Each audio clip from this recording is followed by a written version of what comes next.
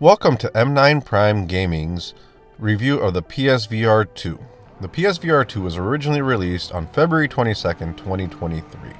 I'm recording this at about the end of March 2024, so it's been about a year since it's been released.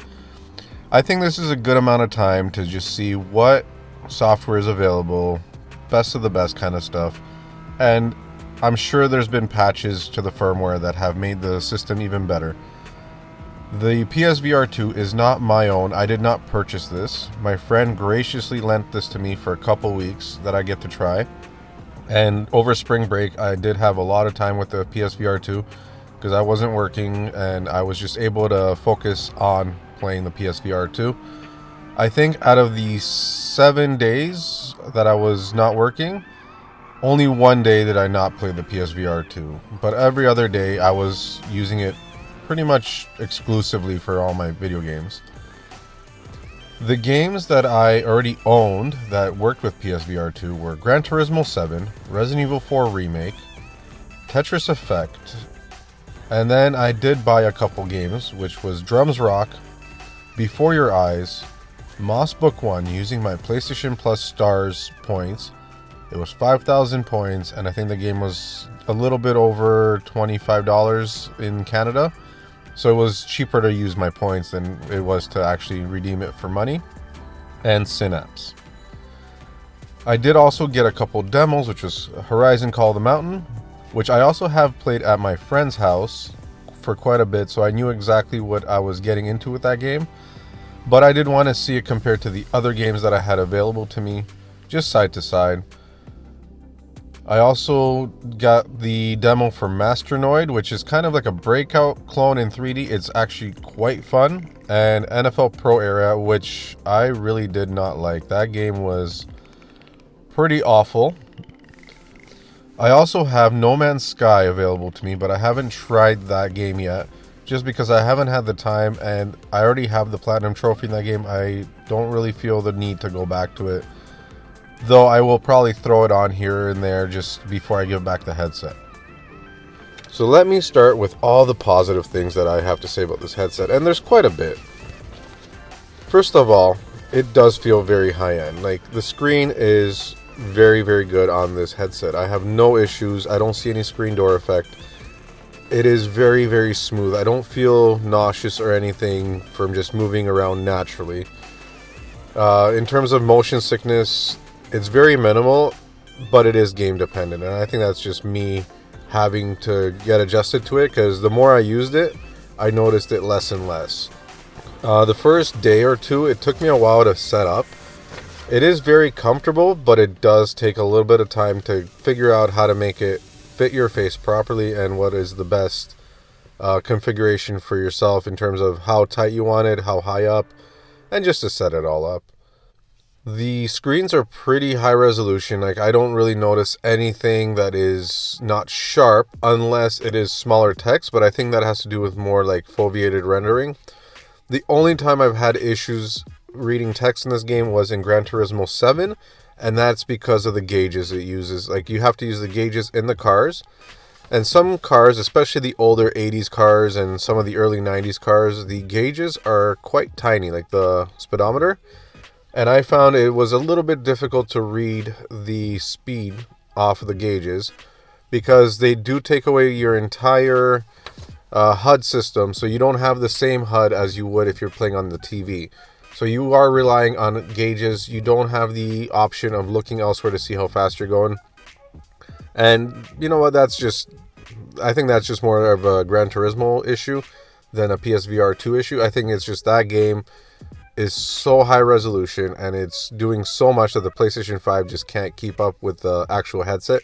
I think the headset is more than capable of displaying that, because if you are in the VR mode that lets you look at the interiors of the cars in the showroom, everything looks great. Like, there's no issue. It's just when you're in a race, I guess the resolution drops a little bit when it's close to you, like in the gauge section, they focus more on what's going on in the track. So it's just a matter of the resource management of the game, not the headset itself. The headset is also super lightweight. Like, you barely notice you're wearing it. Yeah, your face, your eye area might get a little bit hot, especially if you're playing a very fast game. Like in my case, Drums Rock. That game did get my heart rate up. My smartwatch definitely told me that it was like an exercise if I played that game for an hour or two straight. But it was not that the headset was uncomfortable. It's just you're naturally just getting a little bit of sweaty, and you won't be able to. Basically, there's not that much airflow across your eyes, but it's not really. There's no fogging up. It's not terrible, and you do need to have that seal around your face because the light leak would kill the immersion, and the light seal is very good that comes with the headset. I have no issues with it, apart from if you don't put it on properly, sometimes it doesn't sit flush on your face, and then you just have to adjust it out and put it back so it sits flush. If it curls when it touches your face, or you put it against your skin and you move the headset up and down to adjust it, sometimes it will like fold in on itself, and that could be an uncomfortable spot. But at that point, you just push the button, slide it out, slide it in, and you're golden, and it feels really good. Most of my sessions were about 2 hours, but I had a couple 4 to 5 hour sessions in that headset, and I'll be honest, I didn't even take it off. The only time I took it off was to get a drink of water. You cannot sip a drink in this headset unless you're using a straw, just because it's so big, even with the pass-through. And the pass-through is quite decent, but it's not good enough to read your phone. So if you have a message or anything, you're going to have to take off the headset just to read your phone if it's that urgent. But again, most of my gaming was late at night, so I didn't really have to worry about that. It was fine for me to keep playing and not have to take off the headset for long periods of time, because I was so in the game and it was just in the zone, and I did not feel the need to stop. Like, nothing threw me out. There was no reason to stop unless I needed to like have a drink. The controllers for the headset are very premium as well. The battery life on them is not great, but the headset does a great job tracking them. They split up the control pad between your two hands, so on the right hand you have circle and X, on the left hand you have square and triangle. The R1 and R2 R1 and L1 buttons are capacitive touch, so the controller can actually feel if your finger is just over the button, which is really cool. And also the thumbsticks have the same feature. As you can see here in the Call of the Mountain video, it's the only game where you have a hand that I've noticed that does this. You can see my thumb going up and down. So when I take my thumb off of the thumbstick, the game knows that I'm not touching the thumbstick, thumbs goes up. The second I put my thumb on the thumbstick, not even move it, the thumb goes down. And the same thing goes for the trigger and the R1, L1. The R1, L1 actually controls the bottom 3 fingers, so your pinky, your ring, and your middle. So those don't move independently, but you kind of have 3 fingers that you can move around pretty easily. And that's very impressive. And the tracking has been perfect the whole time I've used it. It's never lost touch sight of the controllers, and it's even great at guessing when you go behind yourself, because in a lot of games you're reaching in the back, like in your back, to pull something out, like Drums Rock to get drumsticks, Call of the Mountain to get your bow and your arrows, and it has no issue figuring out that you're doing that, and it tracks it perfectly.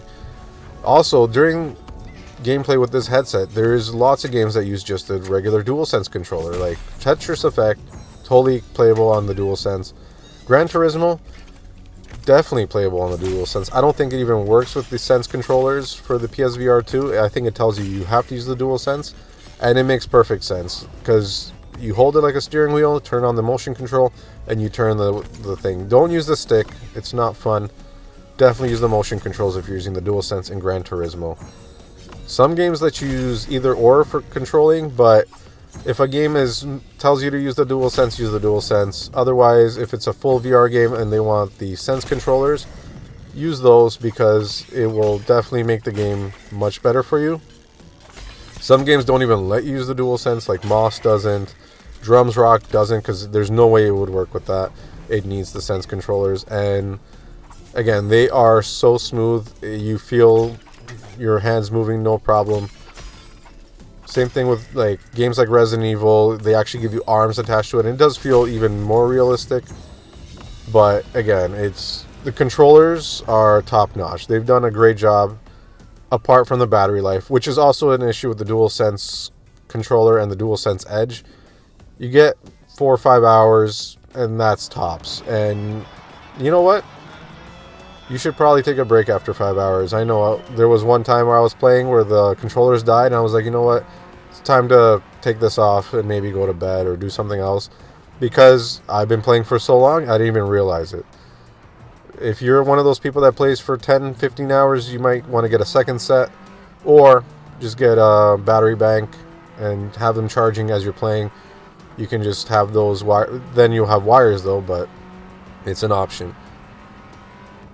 Now let me get to the parts that were a little bit, not annoying, but it wasn't like, it's definitely part of the technology. As it gets better, as the tech gets better, it's going to be a better experience. I found that tracking the room the first time around was a bit difficult. It didn't want to scan my surroundings, and I wasn't sure why. I ended up getting it tracked and playing the first night, but then when I put it back on the second day, it needed to track again and was having issues and scanning my room. So I went to Reddit and I talked to my friend, and it turned out just my play space was just too bland, especially towards my TV. I did end up having to put a black chair on top of my coffee table because the way my space is, as you can see in this video, it just opens up into the dining room. It's a open concept lower area. And because of that, it was having trouble figuring out anything in front of me if I was facing towards my dining room / kitchen area. I actually found myself a few times playing turned around facing my couch because I have photos and family pictures up on the wall, and it does really great with that because it has lots of points of reference. But once I put the chair on the coffee table and kind of made the wall blocked off, or the PSVR2 actually saw it as a full wall, it had no problems tracking, and I've never had an issue since the first day. And again, it never asked me to rescan my room. Everything's always found right away.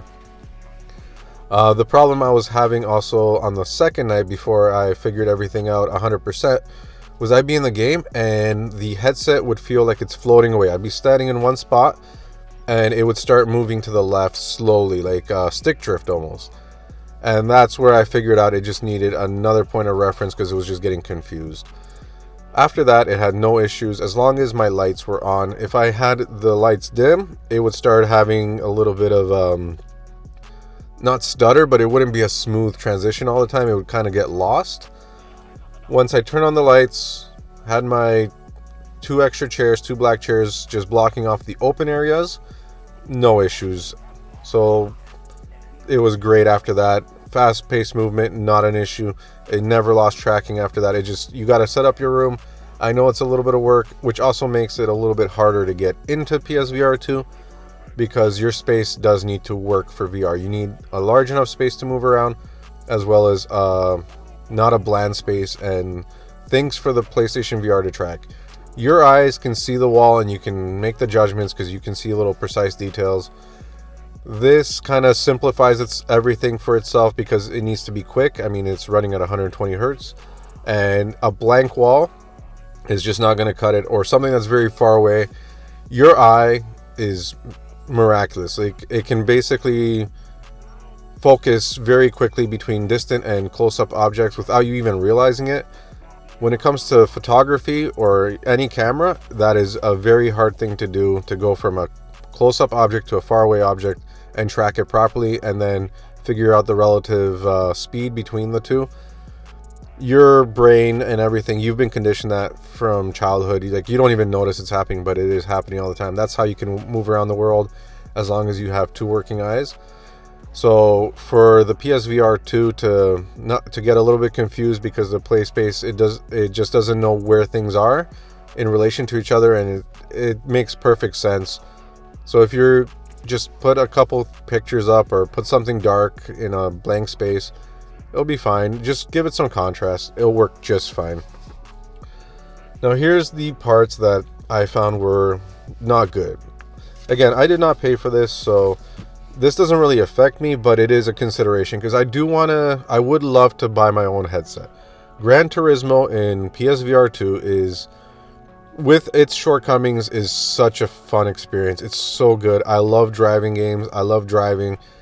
I don't even have a wheel set up, but using the controller with the 6-axis motion controls to steer, it feels great. You get used to it so fast, and you just playing in VR makes the game different. It's so much better. It makes you feel like you're actually in the car, and between the different cars, you're also seeing like, oh, this one has great visibility, and then you get into an old 80s car and you're like, oh my goodness, I can't see anything. This Lamborghini is awful, or this Jaguar, or you'll see. I'm gonna make a video about this, and I'll definitely show you exactly what I'm talking about. The problem is, here in Canada, the PSVR2 by itself, without any bundling, is $749.99. That's $750. Where a PS5 Slim with a disc, that's with the disc drive included, is $649. That's a $100 difference. And then if you go to the PS5 Slim Digital Edition, it's $579. So that's a huge difference. I did see the Call of the Mountain PSVR 2 on sale on Amazon.ca for $620, which is a little bit cheaper than the PlayStation 5 with the disc, but at the same time, it is $620, which is a lot of money for an accessory. And there is, I think, around 200 games right now. There's some announced, and there's a lot of games that are already available. But I find the software support is a little bit lacking. There's nothing to really get excited about on a month-to-month basis. Like, for regular releases, you're getting 3 to 4 games that are high quality every month. On the PSVR 2, it's every couple months you get a high quality game. And yes, they are fantastic games, but I think because the price point, the install base is smaller, and because the install base is smaller, there's less companies willing to make games for the PSVR 2, simply because there's not that many people that will buy them. It's a vicious cycle. It kind of reminds me of the Vita. The Vita had the same issue where not that much install base was available at the beginning, and then not as many games came out. And because not as many games came out, you were stuck with bad software support, so less people bought the Vita, and it just died a slow death. I really hope this doesn't happen with the PSVR 2, because the only thing that I have against it is the price point. Yes, it is wired, and the wire in some situations was a little bit annoying, I'll be honest with you. Especially when playing Gran Turismo 7, if I was doing the replays and I was trying to move around the arena, it was a little bit disorienting, and I would feel like if the wire got cut on something, because I was like in a swivel chair. I was mindful not to do a 360, but sometimes it would still, the wire would still catch, but it was nothing that I could not fix if I owned the headset and I had a long-term solution.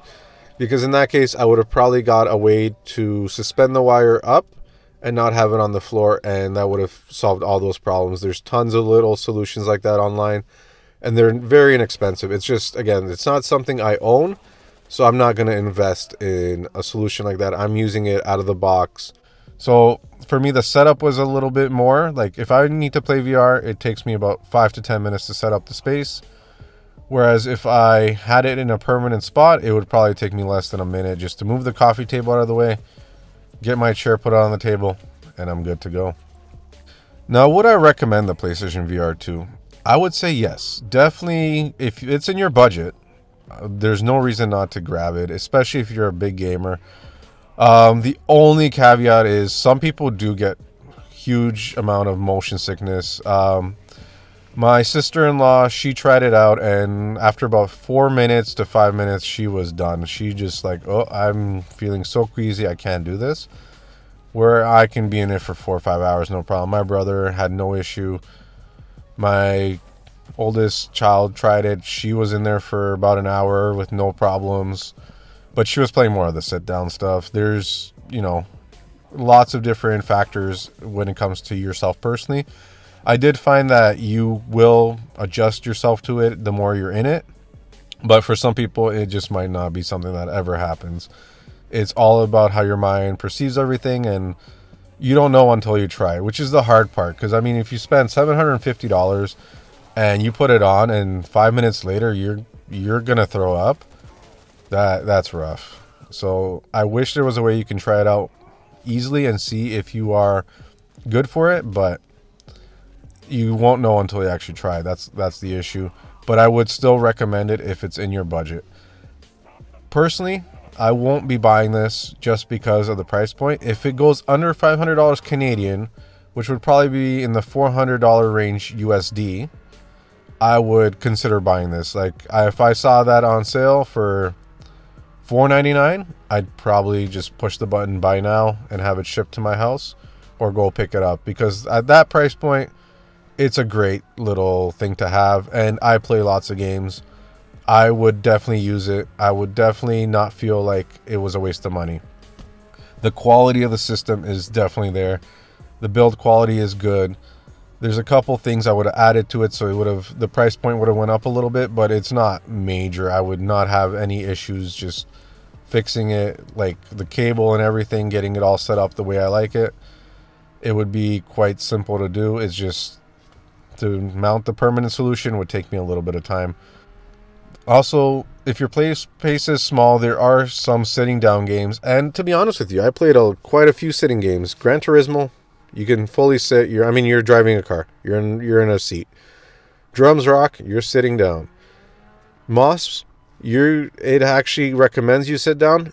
I did stand up in a couple spots just to look around the environment, but you are not required to walk around the space. You're just standing up to get a different vantage point. You might move forward half a foot, just lean forward, and that's the extent of it. Games like Horizon, the more you walk, the better it is. So if you have a larger space, it definitely helps. A lot of games were perfectly fine just sitting down. However, in this situation, if you don't have a larger play space and you can't walk around, it will limit some of the games you can play. There are games like Synapse that also require more space because you're moving around, you're standing up. I mean, you could have a limited space, but the more space you have, the better it is. Same thing with Horizon Call of the Mountain.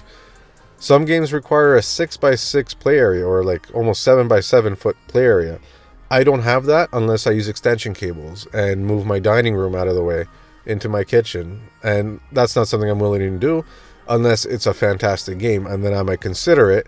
But again, I don't own this system, so I don't have the need to buy a USB extension cable and move all my furniture for this one game, which to me hasn't come around yet. Like, there's no game that exists that does that.